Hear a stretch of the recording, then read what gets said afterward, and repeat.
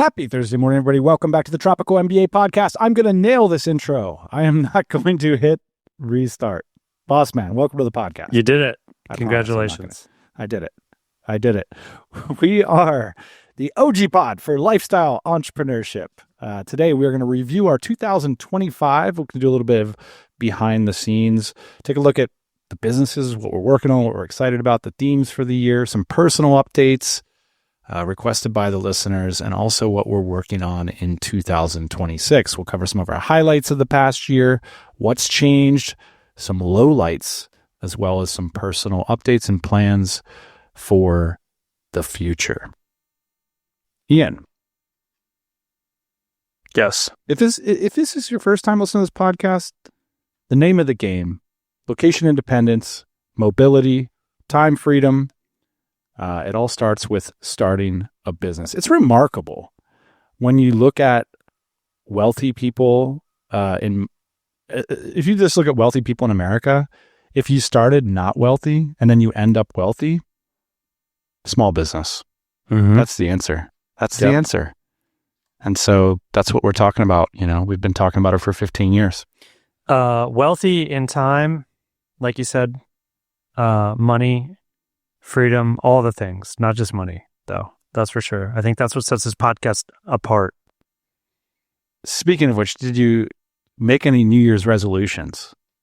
Or do you just resolve every morning? I just resolve every morning with my regrets and my ambitions. I don't need to do it yearly. You? So my thing is, I thought I'd bring it up because I think the primordial ooze of entrepreneurship is personal finance. So if you're wondering like, oh, I want to become an entrepreneur in 2026, it's like the process is start with your personal finances. And so you're going to start with the expense column, and eventually you're going to come around to that income column, and you're going to want to look at ways to improve that over time. Am I in the right career? Am I in the right industry? Do I have the right leadership and mentorship around me? That's the first step. I think these are like the primordial moments before we start. And right adjacent to that is your network. Like, who can you call in your career? Is your boss supporting you? Is the colleagues around you supporting you? Can you call them? Can they aid you in taking that next step in your career? Yes or no? If not, you can start by improving that. You've recently gone back to this spreadsheet for yourself. Privately, you've talked about it a lot, just in terms of like, your documentation around your finances. So I've been doing a personal, like every month I close out my month, I do net worth. And this year was the first time that like I've done the full thing with my wife. So I improved it.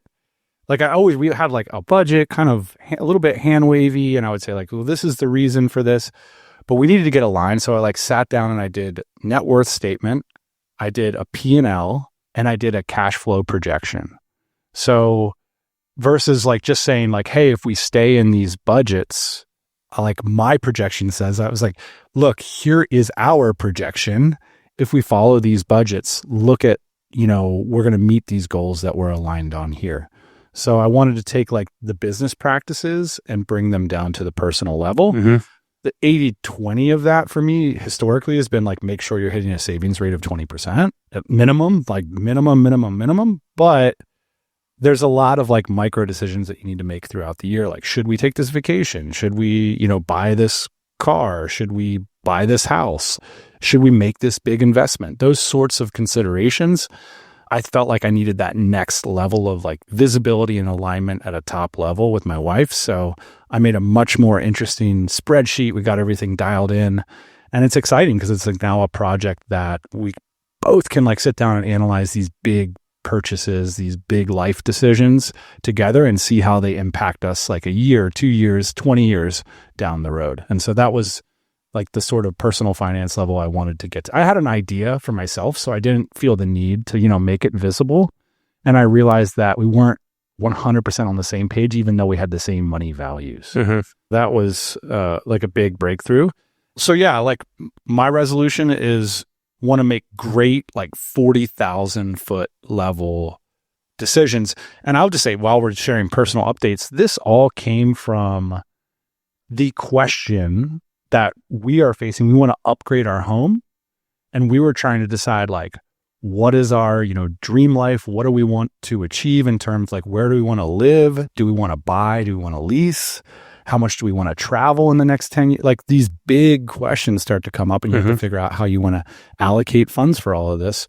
And so this was the impetus for me to build out a much more detailed financial spreadsheet that included like a full balance sheet, a full cash flow prospectus. But I think it's worth bringing up because it's very entrepreneurial feeling. We're building more assets than expenses are going out the door. We're getting invested into stuff. We're thinking about these big decisions like, is it better to buy in this neighborhood versus that neighborhood? Is it better to lease over here? So this is the conversation that sparked the whole thing. Cool. I think that's great, man, to do that refresh at the beginning of the year. I did a little bit of that, not as deep as you. One of the numbers that I ran that was very disconcerting was the cost for healthcare going forward. We're on a company plan, and I ran the numbers, and over the next 10 years, my family will pay $300,000 for healthcare coverage. I just thought, man, this is such a rip. This is just an unbelievable cost. I don't know how most people figure out a way to do that. And then I started to think about the people around us, entrepreneurs, and what they're up to. And it is such a barrier, I think, in America especially, to becoming an entrepreneur, because you have to overcome that cost. And so like leaving your job, if you work at a hospital as a nurse or in a school or wherever that you're thankful and lucky to get these kinds of benefits, just to get off the starting blocks for my family of 3 healthy individuals, $2,500 a month in 2026. And I'm just like, man, like that didn't happen when we first started our businesses. Like we didn't have to contend with that. Like the cost was like so minimal. So just bring that up because I think like, there's a lot of like advantages these days to being an entrepreneur, but there's a lot of disadvantages too. And like, that's a huge barrier to this world at this point. So anyways, like, man, I just started to think like in the DC specifically, I'd love for somebody to reach out that like knows about this, but started to do some preliminary research. In the DC specifically, I wonder if we can start to offer like a group plan, because there's like associations that essentially like band together exactly what we're doing, like band together as a bunch of businesses and like get some kind of like better rate than we're getting right now. So I'd like to look into that in Q1. Because I think, hey, if it helps people like come on this journey a little bit more easily, reduce that cost, that would be great. I just want to give a shout out too about this, personal finance stuff and like, really dotting the I's and crossing the T's. Ramit Sethi recently came out with a book, Money for Couples. And he has a podcast that's so good on this topic where he shows everybody's like net worth sheet. So you can like follow the process along with the book and along with the podcast. And it's amazing, like for those of you that have been in business for a long time or whatever, like how leaky your buckets can get. And you see this with our businesses when we close them out like every year. Like, and this is something that you've said like many years ago that always really stuck with me, where you're like, just because you can go around and like mindlessly buy stuff here and there doesn't mean that it's giving you value and making you happier, right? Like at the beginning, you're like, oh, thank gosh, I can like go out to eat, or thank gosh, I can go on this vacation. But those habits start to like pile up and they become on your like monthly P&L, and it can like really start to add up. Yeah, I think what you're saying is like essentially the more money that you make, almost the more attention that you pay to it, because you start to realize how hard it is to make it and then how hard it is to save it and then conserve it and all these things. And that's essentially what we're trying to do in business. And I think you're bringing it to Real Street on the personal side too, which is like, why would you work so hard on the business side to piss it away on the personal side? Right. Exactly. So without further ado, we are going to get stuck in to our 2025 business review. And then we'll talk about what we're excited about for this year. I just want to take a brief little stroll down 2025 memory lane to talk about some of the things that happened. We set a theme. If you've listened to our annual planning episodes, like we follow that plan.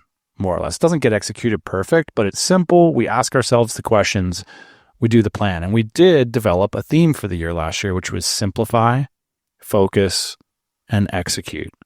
So one takeaway is like, does your company have a theme? And is your team tying back some of the behaviors, the skills they're learning, their professional development back to the theme? We developed a new one for this year, which I'll get to, but a lot of the idea was like the best processes in business are the ones that you actually execute. It's been a bit of a journey for us, like going down the scaling up rabbit hole, going down the traction rabbit hole, and realizing that, yeah, there's a reason you pay someone $85,000 a year to implement all this stuff, because those processes can be pretty heavy-handed for a business of our size. So for us, we really, really tried to identify processes that come up often and can help modify our behavior.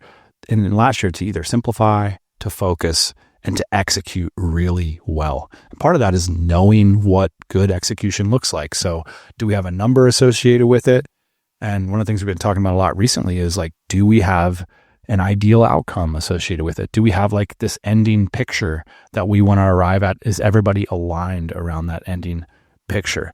So whatever it is for you, we have a list of them we'll list off in a bit here, but whether it's a mistakes list, like was talked about a few weeks ago on the pod, whether it's meeting cadences, whether it's monthly business reviews with your financial person, whatever it is, it's the process that's galvanizing positive change in your business, keeping it simple and keep coming back to it on a regular basis. That was definitely a big theme in 2025.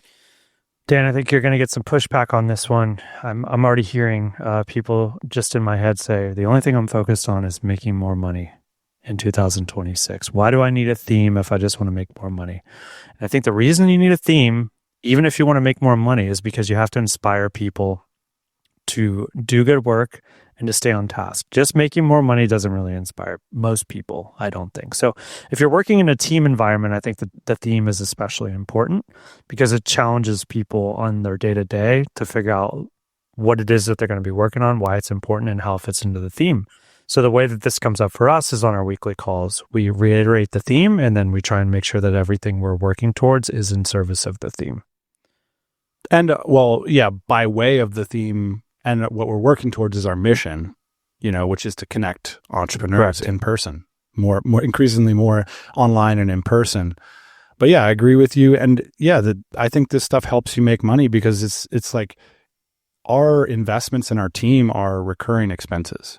And we owe it to ourselves and our team to make sure that we all are aligned, that we're making the best investment of their time. Keeping them as close to like the value generation process in the business as possible. And I don't know if I would pat ourselves on the back for last year for something, I think it's consistency. It's just like coming back and grinding and simplifying, focusing, and executing, like getting it done as well as we can for how we're resourced up to do it, and doing it in a way that is sustainable. I mean, here we are 15 years into it, still going at it. And I think that's because we're consistent, partially. Stubborn is the other reason too. And there's a lot of other things that are associated with that. Let's do some business unit updates. Let's just take a brief look at some of the businesses we worked on in 2025 and ask ourselves what we thought here. So remote first recruiting is the first one. People call remote first recruiting. They're looking typically for people in America, Canada, Europe, South America, and they're getting those people in 21 days or less. And like, that's the metric of success for us is like, did we get the person in a role in 21 days? Is the customer satisfied? And if the answer is yes, we're like green light, go. And so I feel like remote first recruiting isn't something we've talked about a lot on the show recently. But Greg Valentine, who runs the shop, I mean, just a rock. He just gets it done. So I don't have too much to say about remote first recruiting other than like, I'm glad we started it. I'm glad you brought in Greg to run it. And it's just an example of like a win-win situation where I think, Greg essentially gets to run that division, make good decisions on behalf of the clients. And we get to be a part of it by, mentioning it, marketing it, bringing it up at conferences and stuff, and making sure he gets the customers he needs to be successful. Yeah, just in terms of a trend, I would say there's still like low cost hiring going on. But then there's the other side of it too, which we're doing a fair amount of, which is not low cost hiring, which is high cost hiring, which is like very talented developers and whatnot. We call it like big dog hiring. Yeah. If you're ready to hire the big dogs. Yeah. When you're ready to like, take your dev shop from like 20 to like 4, and you want to like pay each individual like $150,000 or plus or whatever it is, and like have a large scope of responsibility and whatnot, like he's hiring those people as well. And those people are very hard to find. They're not on job boards and whatnot. We're having to basically headhunt those people. And he's doing a great job at that as well. So, in terms of consistency for us, Dan, this year, I think I was a little bit surprised, I guess, that like hiring didn't slow down given all like the AI talk and everything that's happening. But I think people are like reshuffling their organizations to kind of meet the demand in their businesses, and then also like calibrate for, the fact that a dev can do basically what 3 devs used to do in the past. Cool. Yeah, I agree. I think the big like meta trend is just how successful South America has been in general. And then, like you said, like the consistent demand for leadership roles, regardless of location, it's mostly about like experience. Yeah. I just had an interaction with a client where, Greg was like, look, like if you want to like dunk this role, like this is the budget, this is where I can find them, this is the types of companies they work at. And I'm always like, you could do better than that. So like that's an interesting like tension where I'm like a classic DC member where like I can name the country and I can like find somebody at a rate to get it done. But I think Greg's also really good at like, yeah, but if you really need to get it done and you need somebody who's like done it before demonstrated, he can like quote that for you and get it done. So I think that's like, I'm willing to like put up with like the ramp up time and, get a bunch of SOPs going. Correct. So I think that's challenging to me and I think a good challenge as well. Correct. There's like several DC Black members on the top of my head right now that are like well-oiled machines, $5 million plus. And they go to Greg and they're just like, hey man, get this done. I'm not screwing around here. By the way, if you're a DC member, you get $1,000 off. So great perk.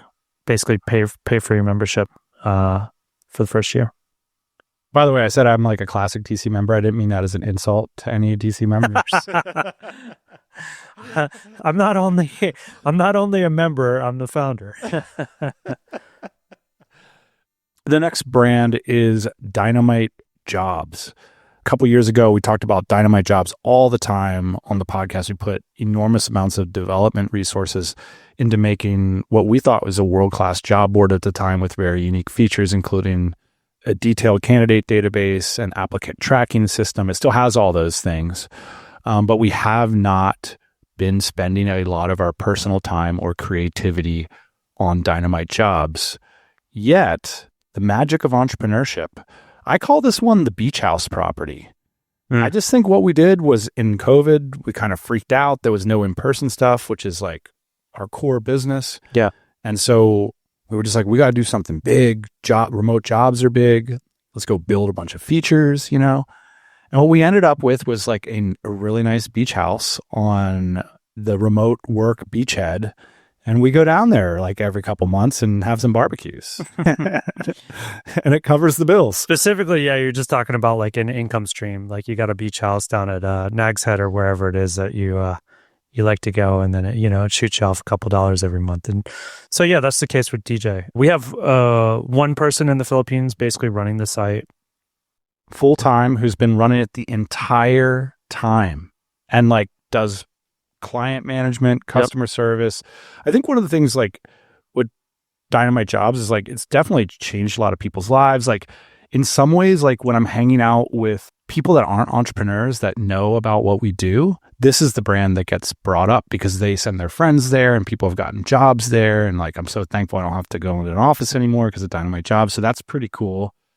But in some ways, like it looks like a job board when you go there, but like there's a lot of love that goes behind the jobs that show up on that site. Like, and I think the candidate database understands that from the comments I've seen around the web. You have to like qualify to post your job there. It has to meet our standards. These are, Tropical MBA approved, like no bullshit remote jobs.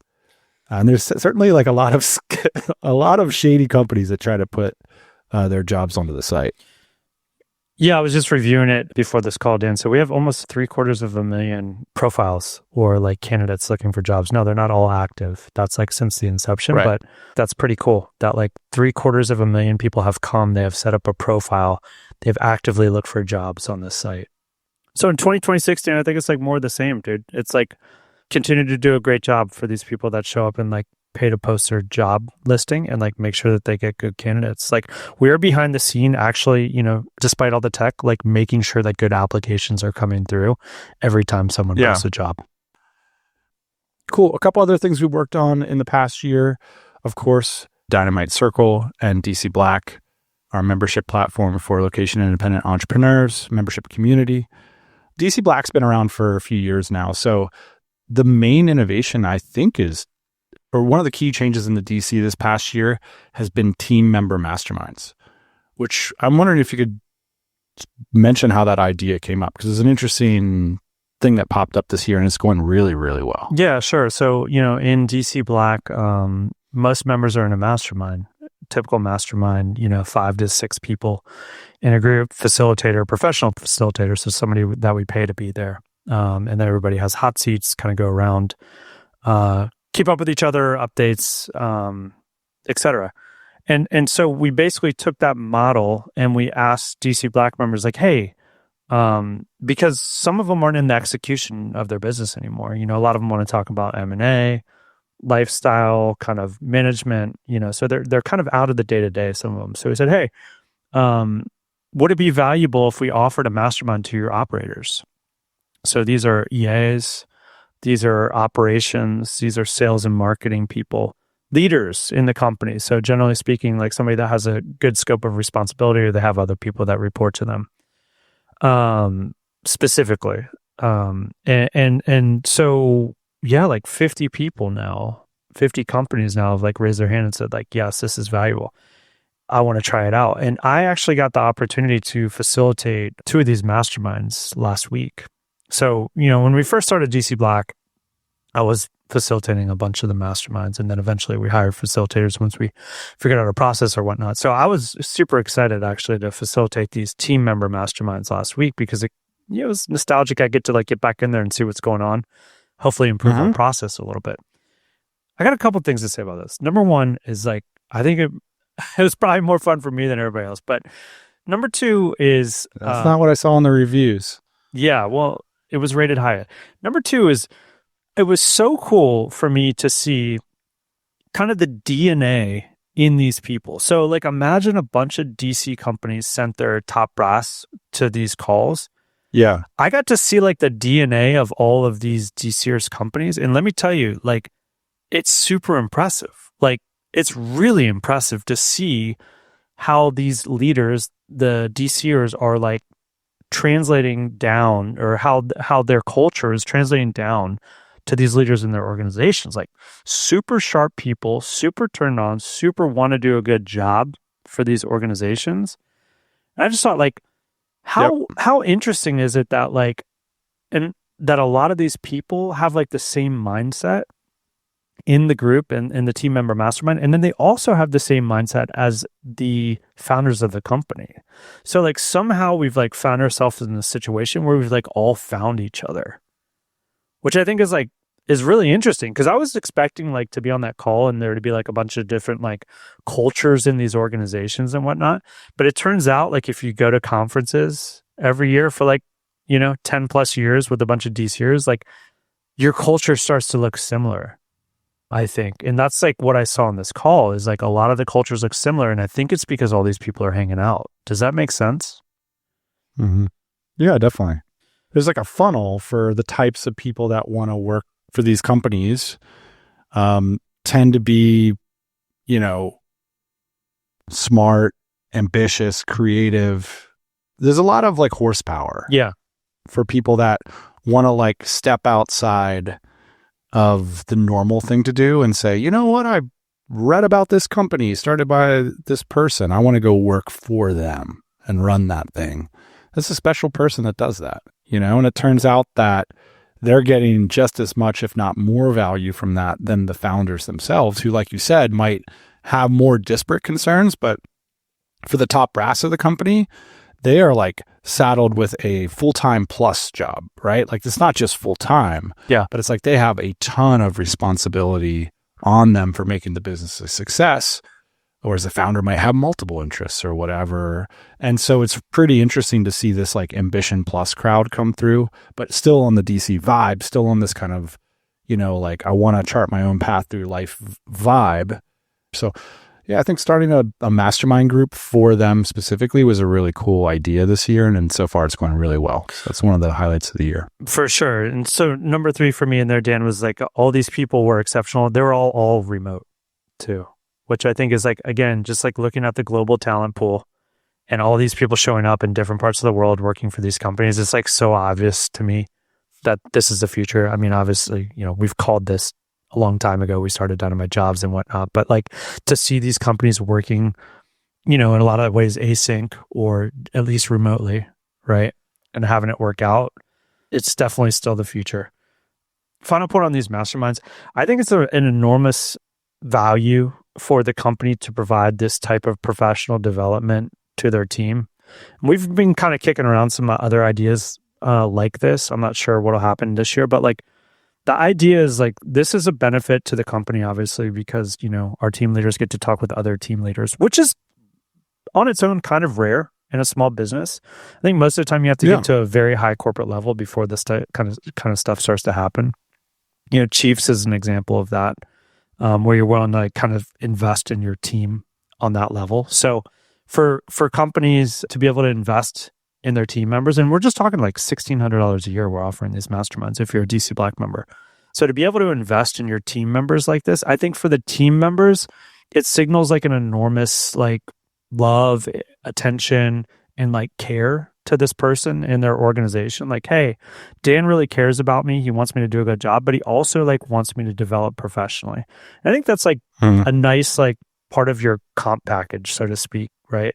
Like if you're an employee at one of these companies, is like being in a position where you can like network with other individuals, like super cool.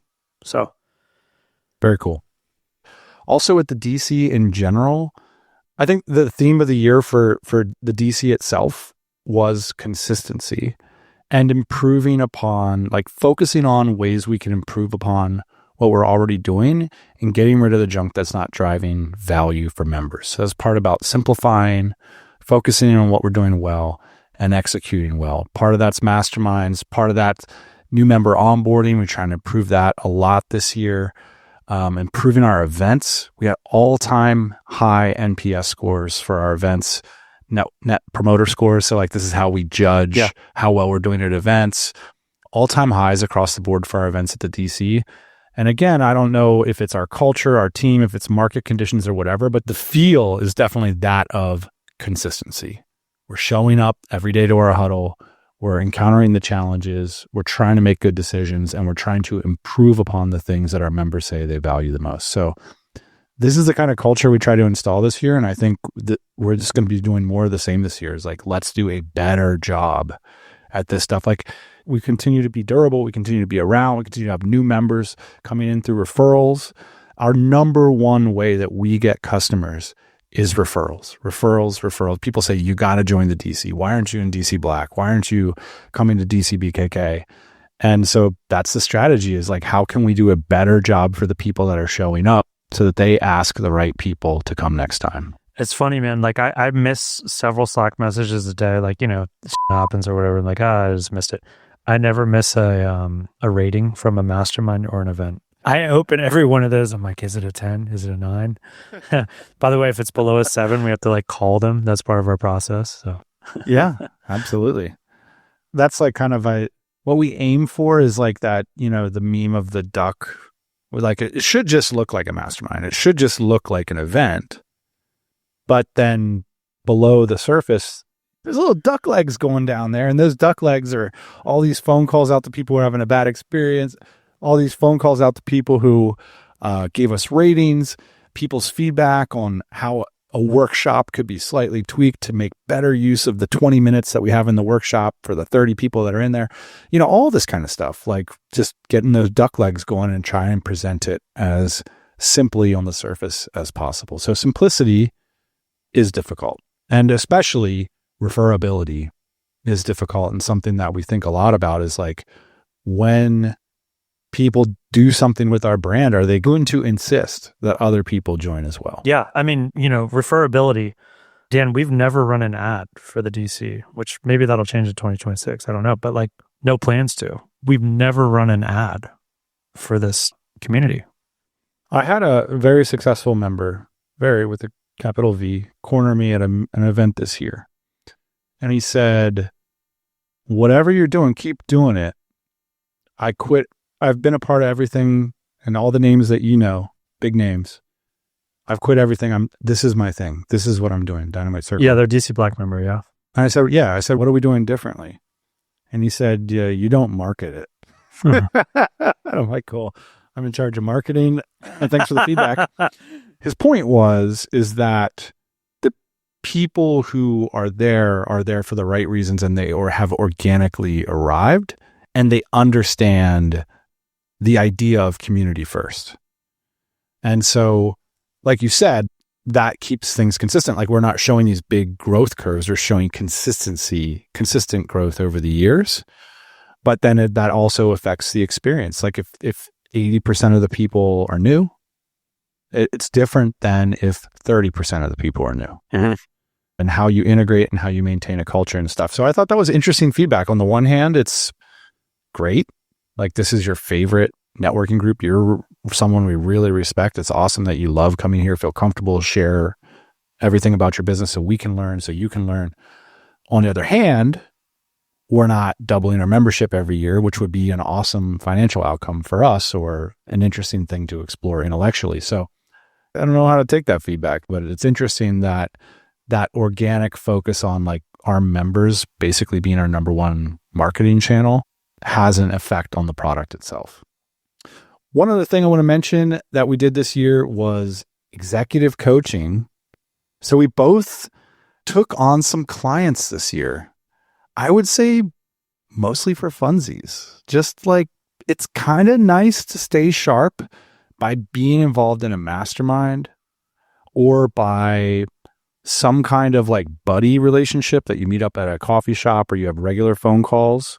This is a common thing that happens in the community, by the way. And like, one of my favorite types of stories is when people are like, oh, you didn't know we talk every Friday at 3 p.m.? We've been doing that for 2 years or whatever. Like, I love that kind of story about community.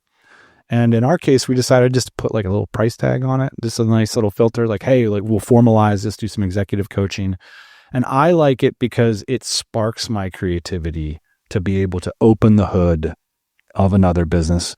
Like, one of my clients this year had their first $100,000 month. And it's just like such a sick moment to be a part. I didn't have anything to do with it, right? You get to come in, you get to guide them through, you get to help out where you can, but mostly like witness other people take on challenges, guide them through the challenges as best you can, and then get sparked in terms of creativity about the ideas that are transferable between businesses. That's always the most exciting part for me, which is like, oh, what I learned in New York, what I learned in Bangkok, what I learned in Mexico can apply in your situation and very much help you. You don't have to build this from scratch, right?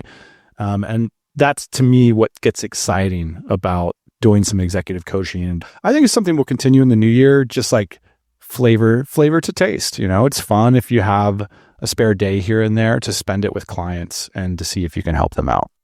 I've got a fully fleshed offer that I feel is like really good and a banger. I think it'll be like very good for our income if we do it. But we've got a lot of other stuff to do. Simplify, focus, execute. Yeah, but that was last year, man. This year's all about leadership. Let's get to that. We got a new one. We'll get to the new one. Okay. But if I got a killer offer, it's just sitting in the freezer ready to be heated up. Today's sponsor has a ridiculous deal for you. Whatever you're paying for email right now, they will beat it. Whether using ActiveCampaign, Klaviyo, ConvertKit, or anything else, Bento will beat it. You could save 50, 60, even 70% off. But more importantly, you'll get more. See, most email platforms are cold, corporate, complicated. But Bento Bento feels like your friendly neighborhood coffee shop. The all-in-one email, automation, CRM, and transactional messaging platform where they actually know your name. Whether you're paying $30 a month or $3,000, you can do broadcasts, automations, transactional email, CRM, automated list cleaning, and even live chat, all included while you're saving money. It's built by a DCer. It's used by DCers like Authority Hacker, Primal Video, Drop-In Blog, ZenMaid, all using and loving Bento. The email nerds love it. The operators swear by it. So if you're tired of duct taping tools together or fighting support queues trying to figure out why your emails are landing in spam, this is your sign. Head on over to bentonow.com/TMBA and show them what you're paying now. They will beat it. You could save 50, 60, sometimes even 70% off. And hey, if you're already getting a screaming deal on your email, boom, they'll give you $300 in free credits. You pick, because you're listening to TMBA now. Head on over to the landing page, bentonow.com/TMBA, and tell them we sent you and supercharge your email in 2026. All right. Business highlights of 2025, Ian. I don't know. One of the things I love about working at this company is we get highlights every day in the community, in the Slack, just the meetup photos from the last few days that came through when we came to work this morning. People meeting up in Bangkok, people anticipating a meetup in the Gold Coast, people planning a road trip in Barcelona. Like all this kind of cool stuff comes through the Slack and helps us, contend with the challenges that can sometimes come up with running a community. Totally. I just looked through the list this month. We have Juntas, which is basically our monthly meeting of the minds in the DC, so it was like Koh Samui, it was Barcelona, it was Bangkok, it was Portland, Singapore, Lisbon, Melbourne, Montreal, Sydney, Tokyo, Vancouver, Amsterdam, et cetera, et cetera, et cetera. And I just think it's fabulous. Every month this has been going on for 10 years now, which is a bunch of weirdos meet in a foreign city and have some drinks and dinner together and talk about all the things that we're talking about right now. A lot of my highlights were the in-person stuff. Like we mentioned, highest NPS, the Bangkok event was great. The Mexico event was all-timer. And we have a bigger uptake for our Mexico tickets this year or registrations, we say, because, members are taking registration spots. We essentially sell the tickets at cost, right? That's how the membership works. So you're registering for this event, but essentially the money's getting invested back in the membership. But it's exciting to see the number of registrations for the Mexico event coming up in May. People had a great time last year. We got a better venue, a better city. We're really excited about that. So all the events were such a highlight. Just being in New York with you recently, the Barcelona event was so much fun this year. So we'll be doing personally, me and you, probably 5 or 6 events we'll be in person for, not including local meetups and stuff like that. So that's a big highlight for me, for a lot of the members. But this year, we talk about in person all the time, but a lot of that is facilitated through our platform, which I'll wake up in the morning because I'm in a lot of DC group chats to hundreds of messages every day. So it's really about picking your niche within the niche, figuring out the people you want to talk to, and to better do that. So our CTO, Simon Payne, rolled out an entirely new community platform that is bespoke, handmade, artisanal Chef's kiss community platform, Chef's Kiss, in October. So we have an app, we have all different kinds of features like events, group chats.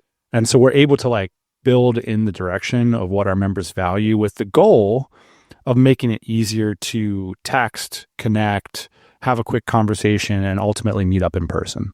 So that's the goal of the platform. And we had been just duct taping it together for so many years. Yeah. So I think 2026 will be a big year of development in terms of feature sets and ease of connecting with members virtually.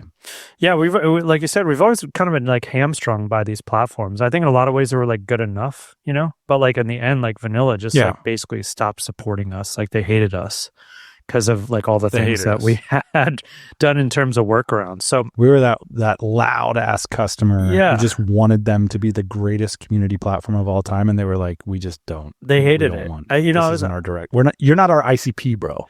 Yeah, I saw on X the other day, somebody that runs a community, and they said that they spend $17,000 a quarter on Slack. And I thought that was interesting. So what happens here, Dan? I think that there's like some upsides and downsides to like owning your own platform. Number one is like you have to maintain it. So there's a cost associated with that.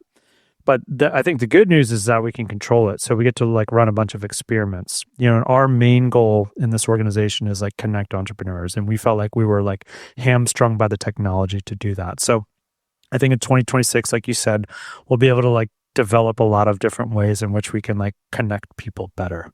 So that's that. You know, second call to action. This is like very, very, very secondary, but I am curious if you run a community or if you know somebody that's on like community software, like some of the best practices and like what people are using. I don't think this is like in our peripheral, right? But I do think that like maybe there is an opportunity to like sell the software to other people that are running communities. So it's like, what is the outfit that protects us from shiny objects? And they just come. Everything's an opportunity. I agree. It's kind of like, it's pretty cool. Back 5-10 years ago, like this software would have been like prohibitively, like you need to raise funding to build this software. Totally. Because there's a lot of features that communities require, and like every community is slightly different. And it's pretty interesting that we can, within a cash flow perspective, you don't have to raise money to do this. Simon is an incredibly talented guy. And now we're able to build in this direction, and it might be how communities are going. So I agree with you. Any other highlights? Like a couple I wrote down are just community contributions across chapters, chats, masterminds, and events. Like people who join the DC, and I think this is coming back to what this member was sharing with me, they're coming to contribute. I think one of the best feelings in a community is that the knowledge and experience that you've worked so hard to gain, often on your own, like by yourself or in a small team, like around people that maybe not knowing what you're doing on your laptop with your big screens all day. And then all of a sudden to have it be valued so much by the people around you. It just depends on a community. I think a great community depends on that mutual respect and understanding and communion around sharing that knowledge and that communal experience, and then facilitating it through your hard work. Like we have members right now in Taipei, members in Lisbon, members all around the world that are investing their time to show other members a good time, to give them a place and an environment where they can have this experience of like, here my knowledge and my achievements are understood and they're appreciated. I want to give a shout out to our team as well. I think one of the big themes of the year for us is the level of responsibility that our team has taken on. We've talked a lot about the system that we use to get here, but at the end of the day, it's about people. And like, there's a little bit of a difference between, you know, when we talk about like building an SOP and like having a checklist, and like there's processes by which you could hire somebody and essentially have them do the thing. Mm-hmm. But sometimes that frustrates founders is like when that's like play acting. They're like, okay, I did the 4 things you wrote down. And then it's still like the responsibility rests with you because they didn't feel something important. Maybe back to the recruiting stuff. Like if you bring in a really experienced person and they really understand the concept of ownership and responsibility, maybe you can bypass this with some investment. But if you're cultivating a team who might not have done some of these things before, they might not have the experience, it's a big transition to get them feeling it in their bones and really holding the responsibility of the end state of the product, of the end state of the customer experience. And I felt like we experienced that a lot this year through the team. Now we've got our method, which is we start with the financial goals. We have our scoreboard. We have our scorecards. Every team member knows what they're focused on. Then we've got our cadence. How often are we meeting with the team? And for us, that was daily in the past year, something we're changing this year. But at the end of the day, you need the team to perform and take scope of responsibility and execute. And I feel like our team did a great job of that this year. So the process is only part of it. You need the people. It was a huge highlight of the year. So shout out to the team. I think our CTO was mentioning, you know how like a fighter will eat a bunch of hamburgers and stuff, bulk up, do the big heavy lifting, but like before the fight, you get chiseled up and you're like down to fighting weight. I feel like our team is looking pretty chiseled right now. I agree. Any business lowlights? I think that we've talked a lot about consistency. I'll start with mine. For me, there was these moments throughout the year where like when the tariffs first got announced, I felt like a lot of our e-commerce members were just like, holy cannoli, man, like what's going to happen with my business? And a similar thing happened sort of mid-year with a lot of like the rapid adoption of AI around Google search results in particular. Like so many of us have relied on this concept of like being in the top 10 in order to get business coming in. And I think what's interesting is like, number one, how much people connected with each other over those challenges. Like makes no sense to shy away from an existential challenge in your business. Like get on the horn and start talking to other founders about ways you can adapt and change. But then to see how it all kind of shuffled out towards the end of the year. Entrepreneurship is in a lot of cases this anti-fragile sort of framework, which is like we saw the change we anticipated or we reacted or it actually turned out better for us. So it's sort of interesting. You're not locked into this thing where it's like, I have a job, I don't have a job. I got a salary increase, I got a salary decrease. I got fired, I got hired. It's not like that. It's like we are talking to other people who are smart. We're looking at the market. We're being honest about the situation. We're making moves, baby. And you know what happens when you make moves? You get information. And this was like the big theme for me in New York was how many people expected bad things to happen this year. And then good things actually ended up happening in terms of growth. We're not going back to having a job or like whatever it is that we were running away from. So like you better believe that we're going to chameleon our way into whatever the next thing is. Yeah, definitely. Any lowlights on your side? I think I echo what you're saying, Dan. It's like there's a ton of uncertainty, like especially in the United States. I feel like in the rest of the world, man, it's just like terrible. Like do everything you can, I think, in 2026. I'm saying this for myself to like not turn on the news because there's like no good news at this point. So like all we can do is like try and figure out how to take care of our friends, our family, and our businesses. Personal updates, Ian. Any big updates from 2025 from your personal life that you want to share on the show? Listeners enjoy it. They always ask us, what are you up to? What's going on in Austin, Texas? I'll start us off. It's been an all-time like great hang year for me and you. I mean, we've had some great hang years going back, but this year we had some exceptional live music experiences. We had a great summer in Barcelona. That's right. We just like had a lot of fun. Like we go on like bike rides every week on like really cool trails and hang out with cool people. And so it's been like a lot of stuff behind the podcast of just like when we leave the office at 5 p.m., like I felt like it was like a lot of fun stuff this year. Like one of the highlights of the year was going to the rodeo with you. We talked about that on the podcast.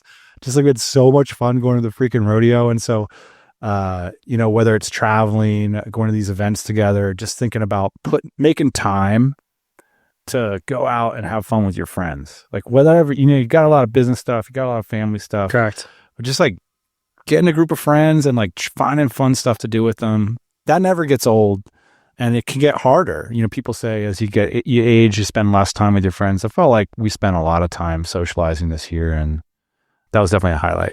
Personal updates for me, last year, like you said, we hung out a lot. I was also on an airplane like all the time, which I love, and it was a lot of fun, and I took a ton of trips last year. And then I kind of like got off my last trip. We went to Vegas actually for 3 days, which is, by the way, a great place for kids. I didn't know this about Vegas. Like you don't have to gamble. You don't have to be a degenerate, like great place for kids. So we did that trip. And I thought like, oh, okay, I'm back. And then I know what's going to happen, which is like, I'm not going to travel for a little bit. And then like 2 or 3 weeks into January, I'm going to be like, all right, I'm ready to travel again. Like when's the event? Where are we going? So looking forward to traveling a bunch this year. Looking forward to racing cars. Again, that's my passion is building and racing cars. So I'll be doing a little bit of that this year as well too, kind of getting back into it now that my son is a little bit older. I get to do it a little bit more. Needs less attention at home. And then hanging out with him, man. That's been amazing too. I've got an 8-year-old now. So we made... You like made a buddy. You created a buddy. Dude, We're like sitting on the ground You were like, yesterday. he has to hang out with you. It's true. Yesterday yesterday he got home and he's like, "Hey, I got this idea. I want to make a parachute." And I was like, "I love making parachutes, you know." Hell yeah. That's a sick idea. We're cutting out a garbage bag, you know. He's like, "How do you know how to do this?" I was like, "Bro, you know I was 8 before, right?"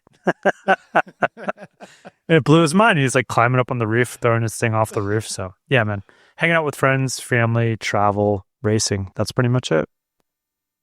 Yeah, I'm such a flip-flopper on this parenting issue, you know, because for years of my life, I was like, oh, parenting will be such an enormous imposition on my incredible It is. lifestyle.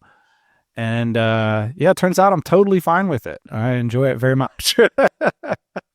So yeah, parenting's been interesting because it's like the first 2 years. I don't know how many parenting insights I truly have, but I think maybe people overestimate, you know, like the imposition vibe. It's definitely something that I felt previous, you know, this is going to destroy this like freedom or whatever. And it's like, yeah, not really. It doesn't need to. I mean, obviously there's like an intense workload at the beginning and stuff, but it turned out to be, you know, net really fun. Yeah, I agree. Final things, I promised, I threatened that we would share our 2026 outlook and theme. So we reset our theme. Like we had the theme of like simplify, focus, and execute last year. So we rolled out a new theme to the team, and we're trying to like dig in intellectually to what each one of these themes means and how we can exemplify them in our behavior or through our work. And so our themes are leadership, prioritizing aggressively, and making decisions with data. So I actually feel like, you know, when we discuss these, they follow from like simplify, focus, execute. It's like, well, what if we take that to the next level? It's like, well, it takes a lot of leadership to not just like run around and do everything and like simplify it down to like what needs to be done. We need to build prioritization skills in order to do that, like doing EV calculations, understanding how Parkinson's law works, like understanding how to ship this work out to stakeholders and develop relationships with stakeholders in the project, all these sorts of things. And then, of course, decisions with data, like how do we transparently and truthfully judge the quality of our work? So that's execution. So we just want to like take the theme and like push it to the next level intellectually. And we have a series of like tools and ideas and like discussions around how we can each be better leaders, prioritize better, and make more decisions with data. Because, you know, look, we're all making decisions on vibes, boss man. Oh yeah. But it's nice to gut check and tweak the vibes with some data. That's right. What are you looking forward to in 2026, boss man? Again, like I said, more meetups, more fun, more kid stuff, more events. So Q1, DC Black, we've got 2 events. We've got one in Lisbon and we've got one in Taipei. This is kind of a new structure for us. Last year we did Phuket, but so far I think it's looking great, man. Like over 20, almost 30 people are signed up to come to each one of those events. So we'll have those in Q1. Following right after that, Mexico, DC, Mexico. We are moving that event to Mexico City, which I think a lot of people are very excited about, myself included. So going back to Mexico City this year, we've got a beautiful venue. Then we will go on to Barcelona with DC Black. And then after that, we will follow it up with Bangkok and then most likely New York at the end of the year. And of course, there's a bunch of chapter events, Gold Coast, etc., happening this year. So looking forward to these events, Dan. Yep. And again, sticking on the theme of like meeting up in person, having good conversations, learning from each other. I think it's going to be another great year of that in 2026. Agreed. Consistency. We keep banging it out, doing it at a higher level and improving what we do. If you're sitting at home following along and you never come to a DC meetup, I would circle that Mexico date on your calendar. I think that's going to be an incredible one in Mexico City. I'm excited about in-person. Look, screens are cool. But I just think the magic that happens when we get together, break bread, get to know each other on a genuine level, and then keep it going, keep following up with each other and build friendships and relationships that really make all the difference. That's it for this week. We'll see you next Thursday morning, as is per the usual. All right, party on. See you then.